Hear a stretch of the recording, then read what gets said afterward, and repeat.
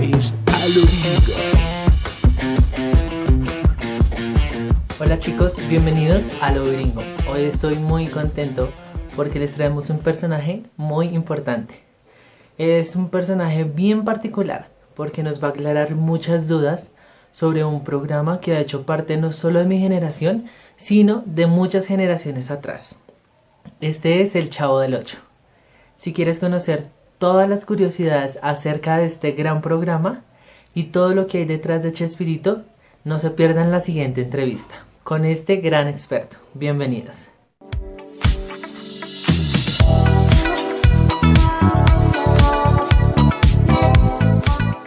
Les queremos dar la bienvenida una vez más a un capítulo de Viringueando con. Hoy me siento muy afortunada de poder presentarles a ustedes a un escritor insuperable, conocedor de Chespirito como nadie, Luis Carlos Ávila. Muchas gracias por haber aceptado esta invitación. Luis Carlos, bienvenido. Hola Natalia, gracias a ti por la invitación. Me parece muy rico que podamos estar acá viringueando y charlando de varias cosas de la vida. Qué bueno. Queremos saber de todas las maneras de comunicación por qué elegiste la escritura. Les soy muy sincero, esta carrera uno la escoge porque no tiene ni idea de qué hacer con su vida y tenemos que aprender a disfrutar esa libertad. Yo quería ser disc jockey, yo quería poner discos en la radio y por eso me metí a estudiar comunicación, porque yo creía que eso era lo que había que estudiar para estar en la radio. Luego uno se da cuenta de que cualquiera está en la radio. En el camino de la carrera fui viendo varias materias, fui viendo cosas de producción y el tema audiovisual obviamente a mí siempre me ha gustado porque como tú lo decías, siempre he sido televidente y yo creo que la escritura es algo que se transforma en una manera de comunicar o de decir lo que uno quiere decirle, valga la redundancia, al mundo, pero uno no se ha descubierto frente a eso. En mi caso personal, a mí siempre en el colegio me gustó escribir y siempre tuve buena ortografía, pero creo que cuando llego a la universidad y veo una materia de escritura para televisión, me doy cuenta que toda la vida me fui preparando para ese momento.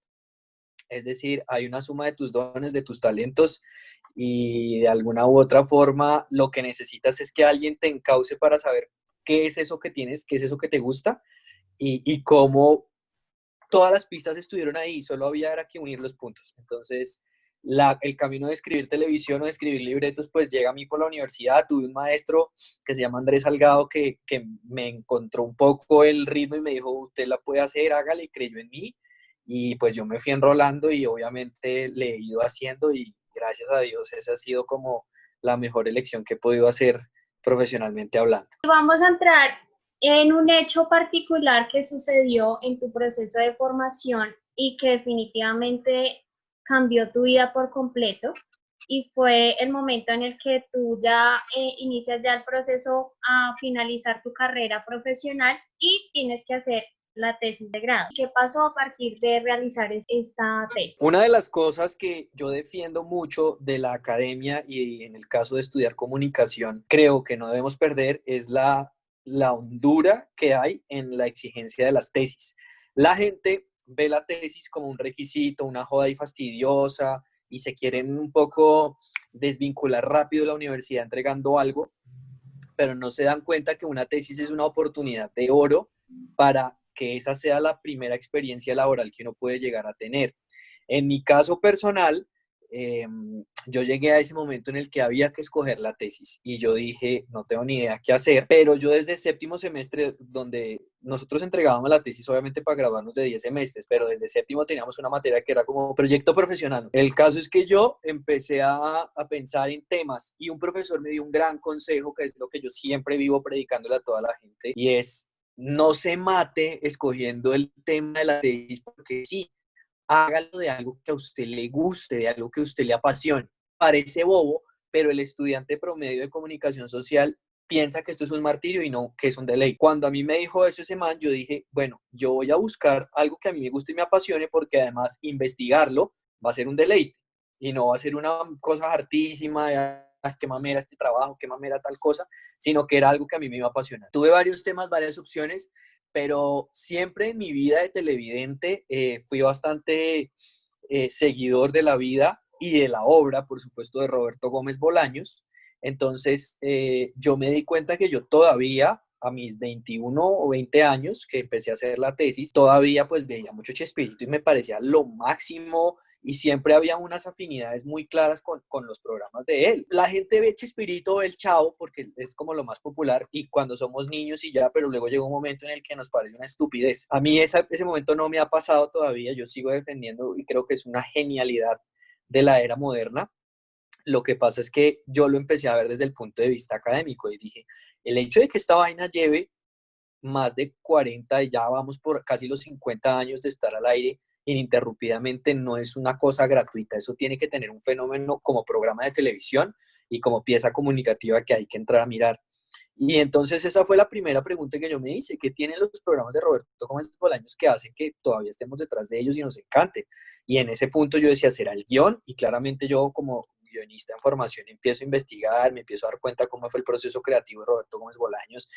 Todo lo que empieza a derivar de ahí pues son solo más y más preguntas porque había que ir a los referentes, había que ver mucho Chaplin, había que ir a Shakespeare, había que ir a Cantinflas, había que ir a varios fenómenos, había que ir a la televisión como medio particularmente hablando, a ver historia de la televisión, a cosas que para mí la verdad eran maravillosas porque yo me la pasaba leyendo libros, pero también viendo capítulos y viendo películas, entonces fue muy, muy chévere. El libro se llama Me lleva el chanfle, o ese fue el título de la tesis, y fue muy chévere porque en la época los que hacíamos tesis en el audiovisual pues pedían, la gente entregaba un corto, un guión, pero yo le aposté, gracias a mi asesor de tesis que se llama Eduardo Gutiérrez, hacer que el mismo producto, así como el tema era entretenido, el producto tenía que ser entretenido. Entonces me di la pela y escribí un libro, o mi tesis, digamos, es un libro con un tono de humor, con unas imágenes, con la investigación y el trasfondo, pero lo que yo quería es que la gente la pudiera leer, no simplemente fuera ya me gradué. Y eso pues generó una buena mella porque en su momento tuve un par de jurados a quienes les encantó, a mí la tesis pues me le pusieron la nota más alta y de alguna u otra forma es un gran reconocimiento que hay, porque fue un parteaguas entre lo que significaba hacer tesis y tomárselo en serio, y qué mejor que tomarse en serio un tema tan serio, de verdad, como lo es la comedia. Entonces, yo vivo muy contento y orgulloso, y en esa medida lo que yo le recomiendo a la gente es no se tome la tesis tan deportivamente, puede ser una oportunidad laboral muy grande, porque lo que sucedió después, y no sé si ya lo tengo que contar, pero lo que sucedió después es que mientras yo hacía la tesis y empecé a hacer mi práctica en RCN Televisión en el canal, pues de alguna u otra manera yo empecé a trabajar en la vicepresidencia de producto cuando estaba Fernando Gaitán, y fue increíble porque pues uno alcanzaba a pasar tiempo con gente como él, con libretistas como Juan Manuel Cáceres, con gente que ha hecho mucha comedia, y poder hablar de Chespirito con ellos, y los entrevisté para la tesis, como que lo empecé a engordar un poco más el documento, y me empecé a ganar un poco ese remoquete en el canal como practicante porque lo de Chespirito y todo lo demás. El caso es que eso derivó en que año y medio, 2 años después más o menos, de ya estar graduado, ya estar contratado en el canal porque a mí me engancharon en la práctica, Televisa quiere hacer un homenaje a Roberto Gómez Bolaños que se llama América Celebra a Chespirito, y van por todos los canales aliados del continente buscando gente que haga un reality y que haga el contenido. Entonces RCN pues era la filial de Televisa, y entonces viene un productor de México, un productor ejecutivo de Televisa que dice, bueno, vamos a buscar acá, hacer un concurso, un reality para buscar a la gente, y pues al principio el canal estaba buscando solo actores y demás, y pues obviamente yo dije, mi tesis, aquí está, fui, casi que me regalé en la producción del programa, ese no era mi trabajo, pero yo fui muy feliz porque era un tema que me apasionaba. Entonces hay que también entender que en esta profesión hay momentos donde tienes que ser sensible a saber cuándo regalarte, y regalarte en el buen sentido es dar la milla extra, porque eso a futuro tiene sus cosechas. Y en este caso yo no lo sabía, pero yo me metí, les compartí mi tesis a los libretistas del programa, entonces ellos más o menos dijeron, usted es el investigador perfecto, usted es el que más sabe el tema, entonces colabórenos, ayúdenos, y yo pues obviamente estoy ahí bien dispuesto. Lo que yo no sabía es que dentro de la lógica del reality también estaban buscando un experto por país. Conclusión, en el año 2012, en febrero, Televisa me manda a Ciudad de México con todos los gastos pagos. Estuve una semana en México conociendo no solamente Televisa San Ángel y Televisa Chapultepec, sino Ahí lo que se puede ver fue en el Auditorio Nacional de la Ciudad de México, donde yo estuve como representante de Colombia en este reality en la parte de los expertos. Cuéntanos, Luis Carlos, ¿cómo fue cuando conociste a Chespirito? Yo conocí a Roberto Gómez Bolaños cuando estaba justamente haciendo la tesis. ¿Cómo fue? En el año 2009 yo trabajaba en Javeriana Estéreo, como les conté, la radio siempre estuvo ahí y resulta que nos llegó el comunicado de que Roberto Gómez Bolaños venía a Colombia con una obra de teatro que se llamaba 11 y 12. Entonces, obviamente había un evento de lanzamiento, de rueda de prensa y todo lo demás. Y pues obviamente yo en la emisora dije, por favor, yo voy. Y todos, hombre, por supuesto, eso no se pregunta, eso es para usted. Y yo me armé con mi libro, con mi tesis, con mi chipote, pues realmente no tenía que buscar mayor cosa porque son objetos y colecciones que ya tengo. Y me fui para el Hotel Tequendama, allá en el centro. Y allá estuvimos en la rueda de prensa. Lo primero que yo hice cuando vi a Chespirito, porque cuando él entró a la rueda de prensa todos nos paramos como para recibirlo, fue medirme a distancia, porque una de las cosas que a mí siempre me impactó de Chespirito y que él siempre contaba es que él tenía una suerte de complejos por su estatura y su peso.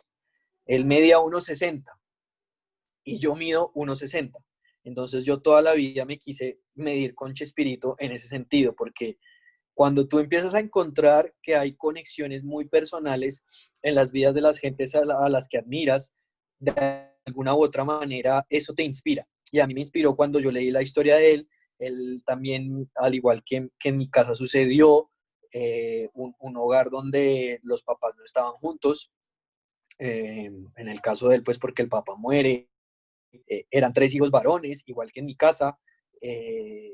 Un tipo muy creativo que de alguna u otra manera en la academia y en los lugares por donde pasó no encajaba tanto como me sucedía a mí. Entonces, esa serie de coincidencias para mí siempre fueron maravillosas. Cuando estuve allá en esa rueda de prensa, obviamente hablamos, yo alcancé a preguntarle en la rueda de prensa y fue maravilloso porque le lancé la pregunta de la tesis. Para ese momento yo ya más o menos quería contar algo y lo sabía. Y fue muy bonito porque cuando yo le pregunté, él tenía un problema de sordera, entonces a él había que hablarle lento, había que hablarle fuerte. Y entonces Florinda Mesa siempre le traducía como las preguntas. Entonces ella pregunta, le dije, don Roberto, yo lo admiro, mire, estoy sobre usted, y pues yo quiero saber, según usted, qué es lo que tienen sus programas que hace que todavía los veamos. Florinda a meterse y como a opinar. Entonces ella dijo, no, pues mira, yo creo que el guión, yo no sé qué. Y entonces Chespirito fue a responder y yo pensé que su respuesta iba a ser así, como no, pues hacemos bien el programa y tal, como desde la lógica de un productor de televisión y un creador de televisión, pero él dijo, yo creo que el secreto de este programa es que detrás hay trabajo. Y trabajo porque esto no se logra si uno no ha trabajado. Lo que hay que hacer es trabajar y después dar algo más. Y fue una respuesta con la cual yo todavía años después medito y reflexiono porque nos dio un consejo interesante y es que en creatividad esto se trata de persistir, esto se trata de darle. Chespirito era un tipo que, aunque escribió miles y miles de libretos que nosotros hemos visto ejecutados en sus personajes, son muchas más las hojas perdidas o muchas más las hojas que terminaron en el fondo de un cesto de basura, porque así es este proceso, a veces es más reescribir que escribir. Y lo lindo del asunto es que al final nos permitieron hacer una fila para tomarnos una foto con él. Yo llevaba mi libro, yo tengo el libro autografiado por él y todo. Y en el proceso en el que yo me acerco a hablar con él y a tomarme la foto, él me mira y me dice, ¿sabes una cosa? Tú te pareces tanto a mi nieto. Y pues para mí eso fue bastante desgarrador porque fue como, uff, o sea, un sentido de apadrinamiento ahí. Que yo le haya recordado a su nieto para mí fue hermoso. Y yo le di, y me dijo, sí, mi nieto se parece mucho a ti. Él se apellida Arnau. Y yo le dije, sí, yo me apellido Ávila. Entonces yo le dije, don Roberto, gracias. Y todo fue muy rápido porque había mucha gente. Y yo creo que en ese gracias estuvo eh, un contenido y condensado muchas de las otras cosas y, y de muchas de las otras ideas que uno tiene frente a alguien a quien... Esta tesis sin duda, aparte de traerte tantos momentos bonitos, yo creo que, digamos, uno de los más representativos fue conocer ya a cada uno de los personajes que hicieron parte, digamos, de esta serie tan icónica. Y no solo eso, sino que tuviste también la oportunidad de dar a conocer ese trabajo que realizaste a personajes como el señor Barriga. Sí, bueno, la experiencia fue muy bonita porque, como les decía, con todo esto de lo de América Celebra Chespirito, aquí en Colombia vino Edgar Vivar, estuvo como jurado del programa. Entonces, obviamente yo, por mi cercanía con RCN y porque ya me había ganado el beneplácito de la producción, logré colarme allá en la grabación, en la prueba, pues muy honrado de ver que alguien le compartía una tesis, y decía, wow, tu tesis, o sea, esto tú lo dedicaste a escribir de nosotros. Lo mismo Rubén Galindo, el productor, entonces era bastante honroso y fue muy, muy bonito porque él me la firmó. Bueno, ese libro esa tesis fue mi primer intento, mi segundo intento, mentiras, de enviarle el libro a Chespirito, porque yo le hice un envío a México a través de sus agentes, nunca supe qué pasó, y mira, insistir, insistir y persistir, este libro, Rubén Galindo, el productor, se lo llevó a Roberto Gómez Fernández, al hijo. Entonces, pues Edgar Vivar obviamente es otro personaje icónico del elenco de Chespirito y poder conocerlo fue maravilloso. En Ciudad de México conocí a Rubén Aguirre. Cuando terminamos de grabar el especial, el homenaje, ellos muy amablemente fueron a nuestro camerino a conocernos, a hablarnos y pues poder estar con él y saludarlo, pues obviamente también es otra figura importantísima del programa y él ya no nos acompaña, pero es maravilloso. Obviamente pues al mismo Chespirito con quien hablé, con él también pues alcancé a tomarme ahí una foto así que es oro puro.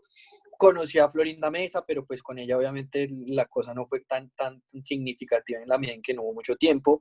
Y en el año 2018, conocí a María Antonieta de las Nieves, a la Chilindrina, cuando estuvo también en un evento acá en Bogotá, en el 2018. Bueno, sin duda tu carrera profesional es de admirar desde todos los puntos de vista, pero ya hemos conocido un poco al Luis Carlos profesional, al escritor, al dedicado, al todo. Ahora queremos conocer al Luis Carlos hogareño, al hermano, al esposo, al hijo, entonces vamos a irnos ya por el lado familiar y queremos que nos cuentes acerca de unas personitas que aparecen en unas fotos tuyas que representan para ti. Ok, a Vamos ver. a empezar. Aquí nos ponemos sentimentales. Sí. Vamos a empezar por aquí. Cuéntanos. Mi papá y mis hermanos, yo como les contaba soy el mayor de tres hijos hombres.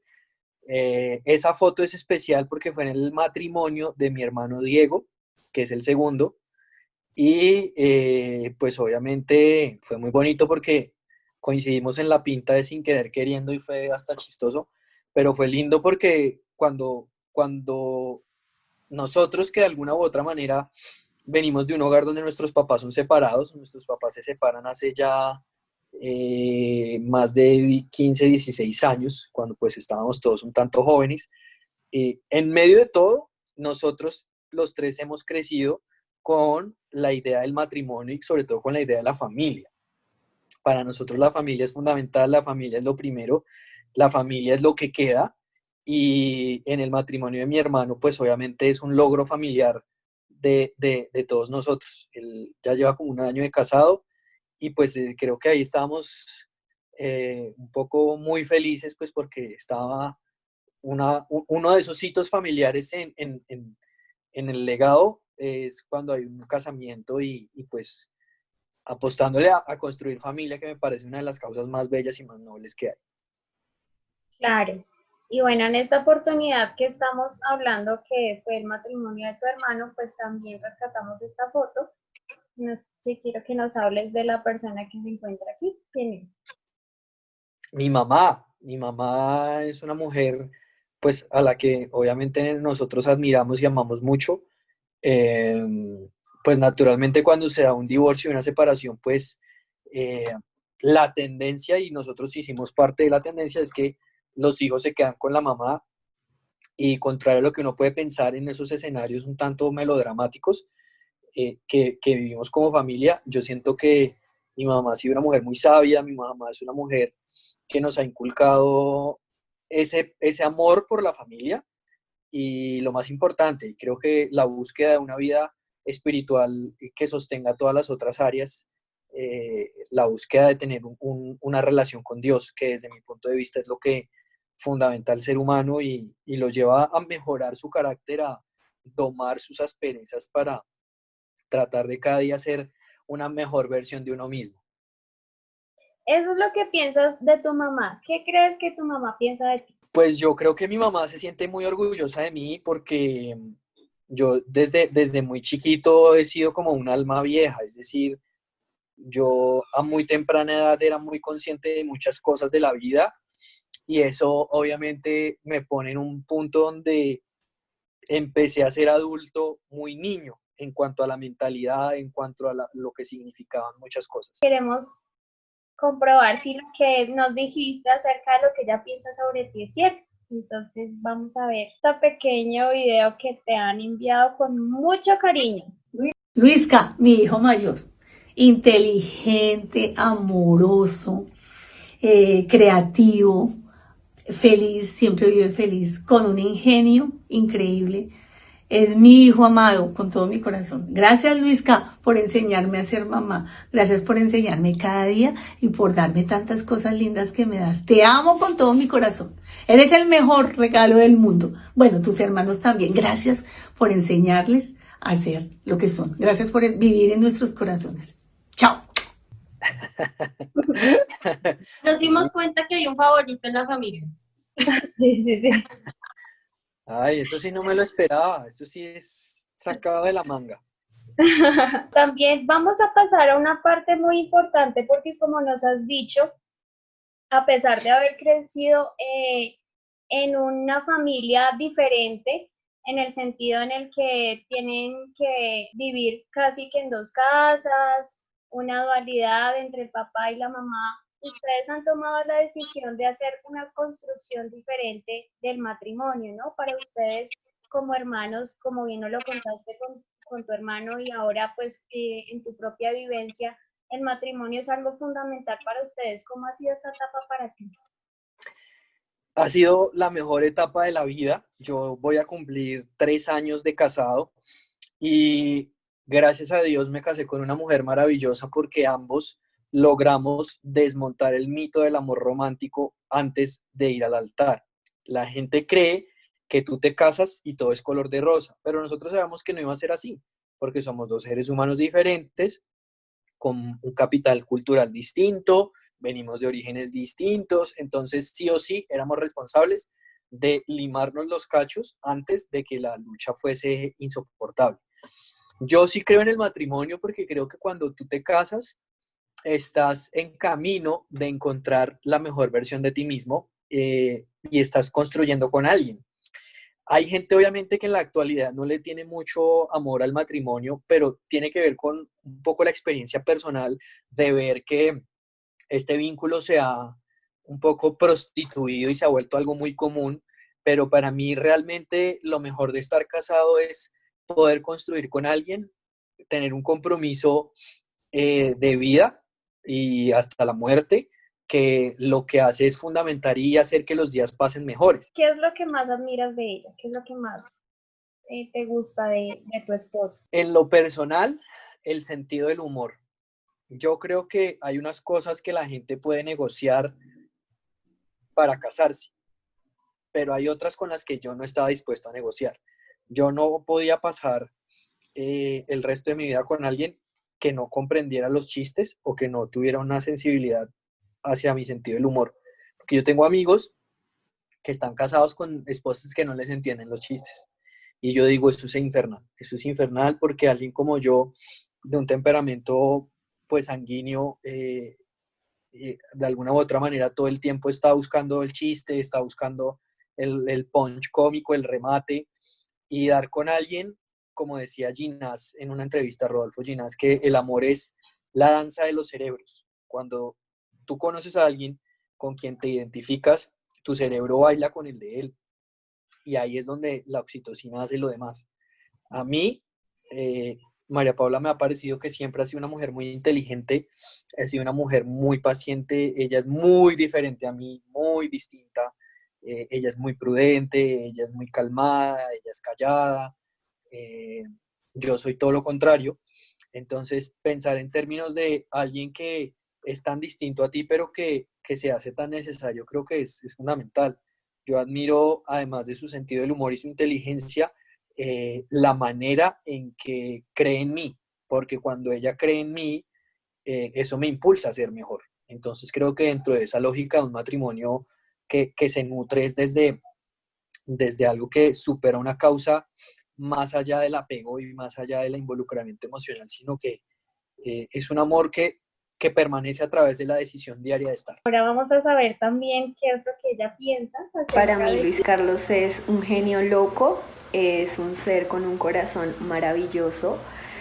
Soy muy feliz y afortunada de poder compartir mi vida con él, de poder hacer equipo junto a él. Es un ser demasiado divertido, es la persona que más me hace reír en el mundo.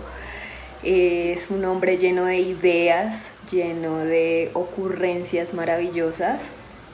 Estoy muy feliz y muy afortunada de que él sea mi equipo de vida, de poder formar una familia con él y poder contar con él en todas las áreas de mi vida. Es la mayor bendición que tengo. Sorprendente.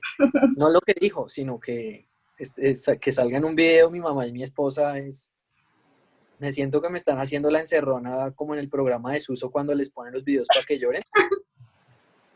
Pero está muy lindo, ¿no? Yo estoy muy enamorado de mi esposa y obviamente es un honor poder sentir esa reciprocidad. Eso es de las cosas más bacanas que no se comparan con ningún tipo de éxito profesional. Ahora te vamos a poner a prueba.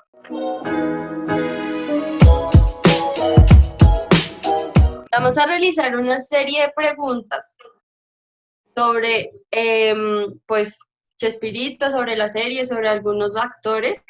A ver qué tanto es cierto que sabes. A ver, primera pregunta. ¿Por qué nunca se supo el nombre del Chavo del Ocho?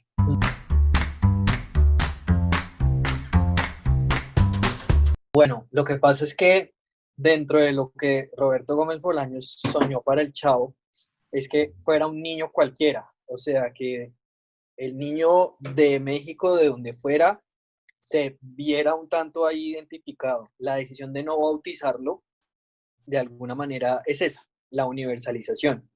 Ustedes encontrarán que hay teorías que dicen que el Chavo se llamaba Roberto Filippo Fiorelli, yo no sé qué. Eso es falso. Roberto Gómez Bolaños nunca lo validó. El Chavo tampoco se llama Chente, hay gente que cree que eso es eso, pero no. Chente era un amigo que el Chavo tenía. Lo lindo del asunto, y esto fue cuando entrevistamos a Chespirito en aquella ocasión, que es lo que les conté antes, la gente les preguntaba siempre, ¿cómo se llama el Chavo? Díganos, díganos. Y él y Florinda Mesa tenían una rutina para salir de eso rápido. Y era como, estamos hablando y, ¿cómo dijiste? Ay, allá lo dijeron, ese que dijeron es. Y salían relajados del asunto.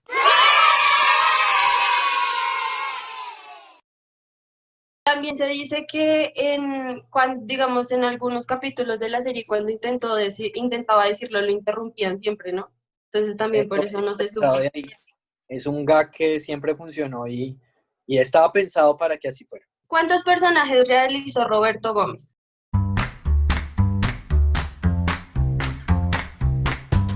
El primero de todos pues hablo en términos televisivos porque son varios. El primero que desarrolló él se llamaba El Ciudadano Gómez, que fue un sketch que él montó.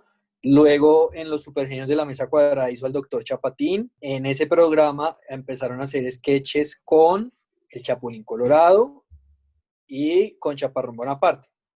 Y de ahí brotó en su momento el Chavo del Ocho, el Chompiras, En su momento hizo pues Vicente Chambón, el de La Chicharria. Más adelante, pues esos fueron como los hegemónicos, los más famosos, porque él también después reencauchó El Ciudadano Gómez, lo actualizó. Después hizo un sketch que era el sketch de Don Calavera, y él era Carlos Vera. Pues que yo me acuerde de esos, porque también él hizo pues las típicas parodias y los entremeses donde hacía de Chaplin, hacía de El Gordo y el Flaco, donde hacía de personajes históricos o bíblicos.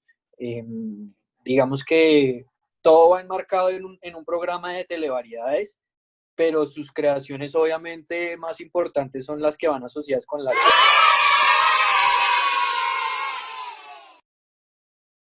¿A qué personaje de la serie del Chavo pertenecían los zapatos que él tenía?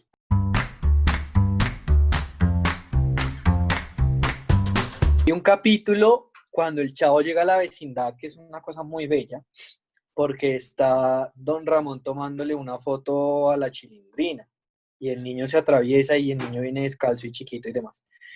Y hay unas botas viejas que Don Ramón le comparte, y es la manera en que él empieza a vestirse. Aunque igual hay capítulos donde se habla que la ropa se la ha dado una señora en el 8, y esto es importante porque la gente cree que el Chavo vive en el barril, pero no, el Chavo vive en el apartamento 8, en la casa 8, metía en Canal 8, que era el telesistema mexicano, que era la televisión independiente de México.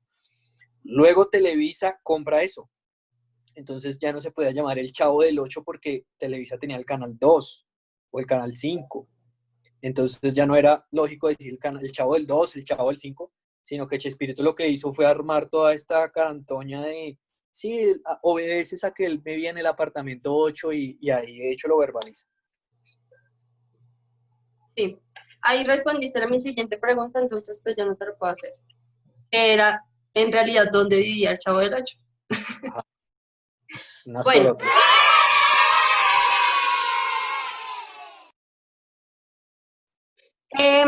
¿Cuándo salió al aire el primer capítulo de la serie?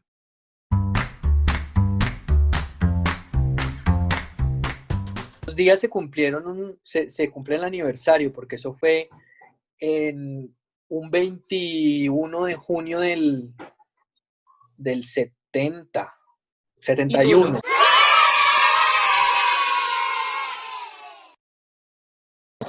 Sí. 71. 71. En el 20 69. de junio, creo, del 71. Ahí lo que sucede con las fechas es que naturalmente hay unas ambigüedades, porque hay fuentes que dicen que la fecha era el 20 o el 21, acomodándose porque Chespirito cumplía un 21 de febrero. Entonces, como que tratan de generar ahí unas conexiones. A veces las fuentes fallan en eso.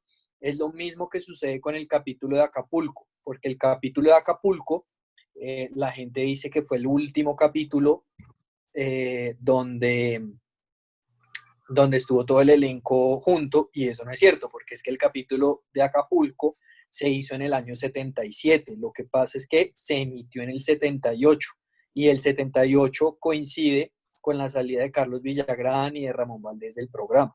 Pero entonces son como unas fuentes las que uno tiene que entrar a contrastar para sopesarlo. Lo triste es que muchas de estas cosas quedan en el anecdotario, porque como cuando empezó el Chavo y los programas de Chespirito, Televisa pues era un productor más de contenido. Hay muchos capítulos que se grababan en las Betacams, en las cintas, que se reutilizaban. Entonces se grababa y se borraba, se grababa y se borraba, y hay muchos que están francamente perdidos. Bueno, y mi última pregunta es, ¿en qué trabajaba Edgar Vivar, más conocido como el señor Barriga?